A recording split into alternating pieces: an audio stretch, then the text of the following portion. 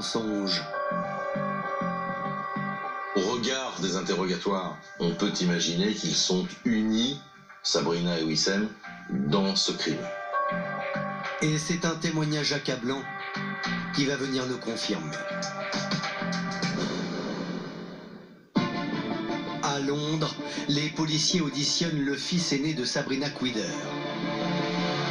Le petit garçon de 9 ans va leur faire des révélations glaçantes. Dans la nuit du 18 au 19 septembre, il a été réveillé par des bruits qui proviennent de la salle de bain. Intrigué par ces bruits, il sort de sa chambre, il s'approche.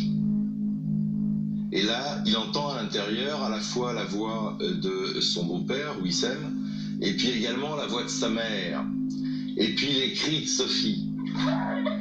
Le fils aîné entend des splashs, des éclaboussures partout, des cris derrière la porte de la salle de bain fermée, voit même de l'eau sortir de sous la porte.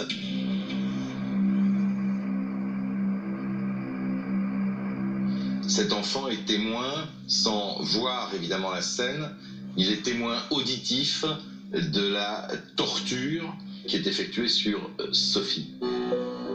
Mais c'est surtout la suite du récit du jeune garçon qui va interpeller les enquêteurs. Car le lendemain, sa nounou avait littéralement disparu.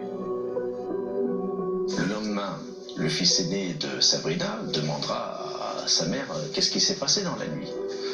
Et Sabrina éludera la question en disant simplement que Sophie est partie. C'est-à-dire on ne la reverra plus. Et, voilà. Et le fils aîné de Sabrina dira une chose incroyable. Il dit qu'elle lui paraît beaucoup plus épanouie, beaucoup plus heureuse, beaucoup plus détendue. Et j'ai vu ma mère comme heureuse et soulagée. À entendre le fils aîné, Sabrina Quider et Wissem Medouni seraient donc tous les deux responsables de la mort de Sophie.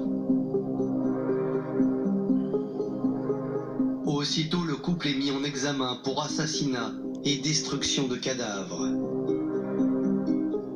Et voici, selon les policiers, ce qui se serait passé au 164 Wimbledon Park Road, la nuit du 18 au 19 septembre 2017.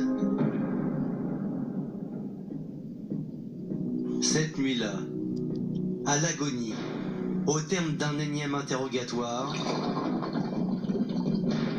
Sophie avoue. Sophie veut que ça s'arrête.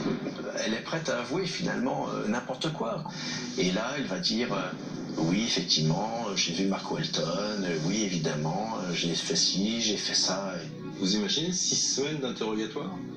6 semaines. 6 semaines où il pose les mêmes questions jusqu'à ce qu'elle avoue. Et sans le savoir, la jeune fille viendrait de signer son arrêt de mort. Wissem et Sabrina ont leurs aveux, sauf que visiblement, c'est pas assez. Et après avoir agi comme ils ont agi, ils ne pouvaient pas la laisser vivante. Elle aurait parlé un jour. Elle aurait raconté ce qu'elle subissait. Donc il fallait la tuer. C'est là, dans le huis clos de la salle de bain, qu'il va y avoir un déchaînement de violence incroyable. On sait qu'elle était multifracturée.